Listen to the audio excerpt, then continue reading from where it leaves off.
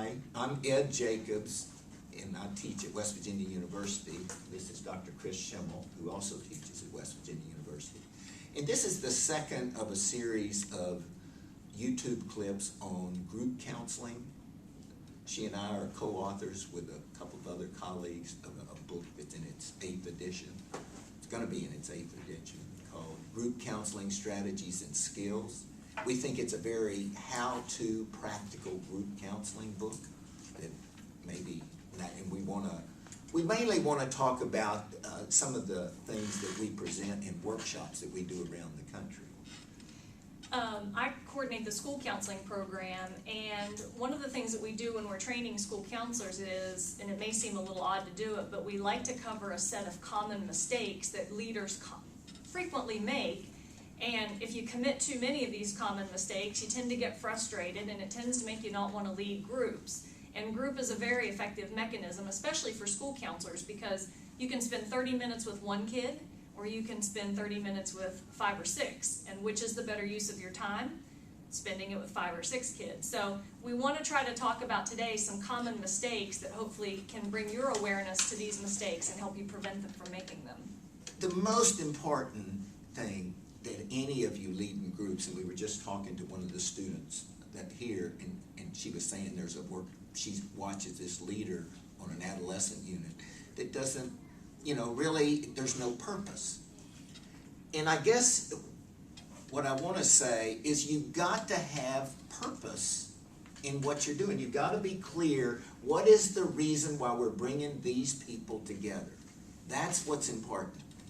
And is it educational? Is it therapy? And so clarity of purpose, we have a whole chapter in our book on clarity of purpose because we think it's so important.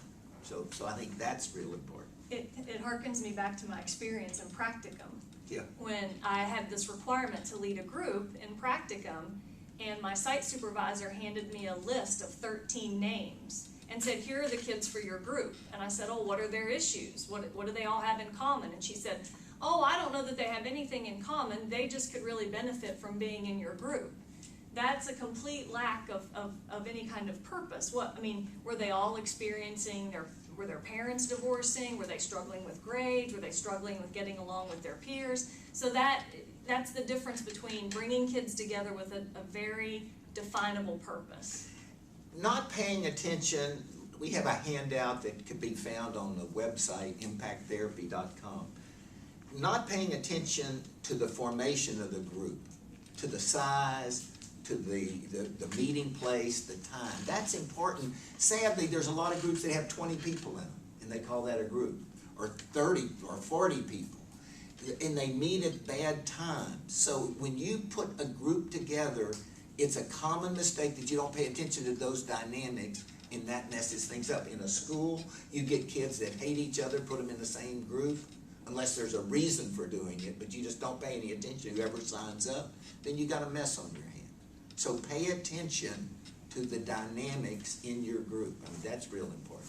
Especially for groups that you're leading in schools, I think you want to try to limit the number of your group members. Depending on the purpose and the topics that you're going to talk about, you probably don't want many more than 6 or 7 kids. When you get up to 10, 11, 12 kids, that's not a group anymore, that's a class.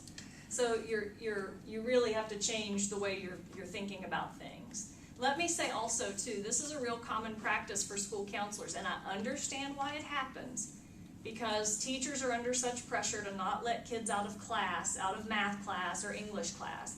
But a lot of school counselors tend to lead their groups at lunchtime and allow kids to bring their lunches.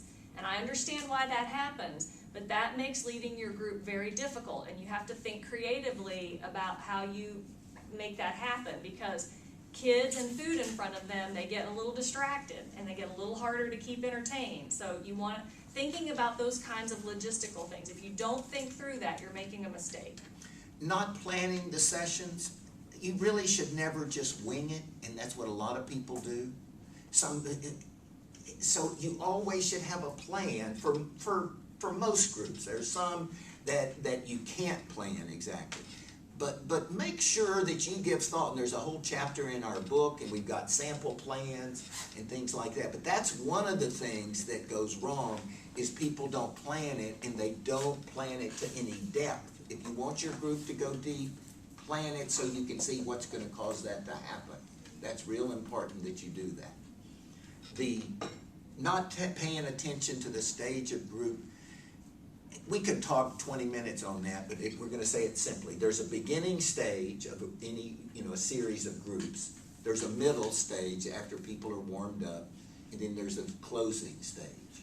Now, if you're doing just one session, that's different. But if you know you're going to meet for a number of weeks, then what you want to do is be aware that that first stage you don't do things, and when you're closing, you make sure you're closing up and don't open up new things. But that's important that you understand that, and if you want to learn more, there's a lot written on stages of group.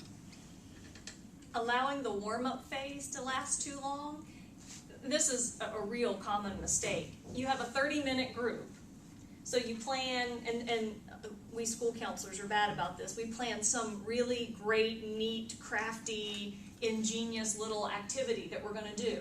We have the kids for 30 minutes, and that activity with the glue and the tongue depressors and the cotton balls and the yarn takes 10 minutes. What's the problem with that?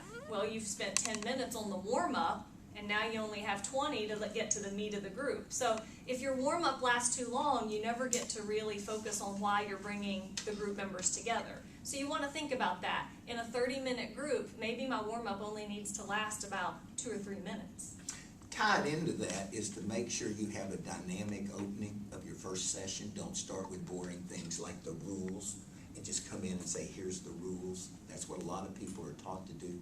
Make it dynamic. Make it interesting. And those of you that are going to be doing those drug and alcohol groups, non-volunteer, if you walk in and make it boring, they hate being there anyway. Or you lead a DUI group, figure out a way to engage the people. That's your job. The closing, Chris mentioned about the opening. Let's say just something about that. You always want to close your group. You got to have some way to close it. Give thought to it. Allow 2 minutes, 5 minutes. In schools, you can have 2 or 5 minutes maybe at the most. But you want to make sure that you have a closing. So there's a beginning, a middle, and a closing to every session. And a lot of a skilled leader keeps that in mind. I think we sort of talked about you want to have a dynamic opening, so let me focus on this. Be sure that you establish a positive working tone for the group. I've seen some of my practicum students in the past, they go in to start leading their group, and they open with something like this. Well, I'm just really glad you all are here for the group today, and I'm glad to have you, and we're going to try to have a lot of fun. And just by using my voice, I set sort of a negative tone, or like Ed was saying, I go, let's start with the rules. There are certain things that you're not allowed to do in group, and it sets a negative tone that we're not going to have a positive experience. So give thought to that. A common mistake is just opening up and having, not setting a working tone. I think that happens sometimes with the school counselors who are leading those lunch groups. It's hard to set a working tone if we're going to be talking about your parents divorcing as you're eating the school pepperoni roll.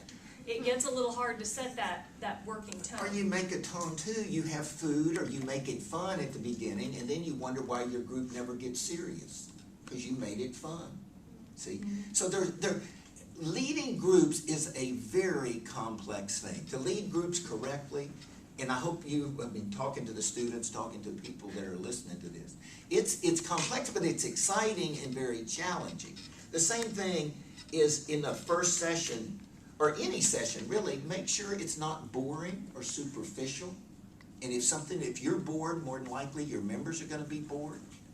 So you want to think about that, and you're judging that.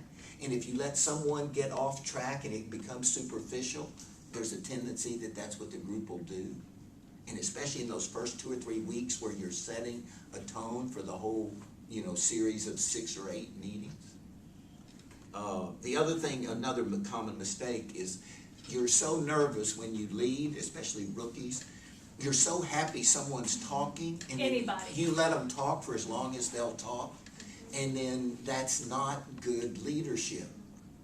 It fills up that hour, but it doesn't, it's not good leadership. So be careful in that first session to make sure somebody doesn't dominate for a long period of time.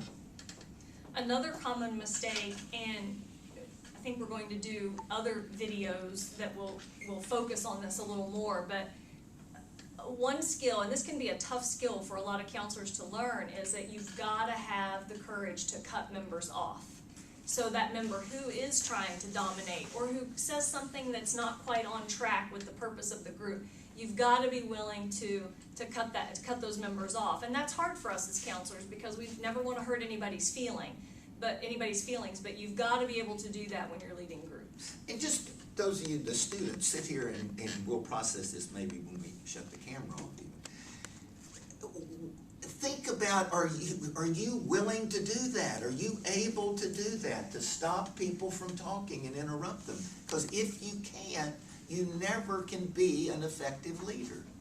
So we will certainly teach that in this semester. We're going to spend a lot of time. And there's an entire chapter on cutting off and drawing out. So those skills are important. Let me just close with a couple other things and then we'll stop. I think a common mistake is you don't make it multisensory. Impact therapy is the model that we use, and we think that counseling should be multisensory because the brain likes novelty. I think the more, those of you that are working with tough groups, make it visual. That engages the brain in a different way. That's school counselors or mental health counselors. Using too many exercises is a common mistake, and not processing exercises. On another clip, we will talk about leading group exercises, but that is a common mistake. So for more information about impact therapy and some of our work in group counseling, go to impacttherapy.com.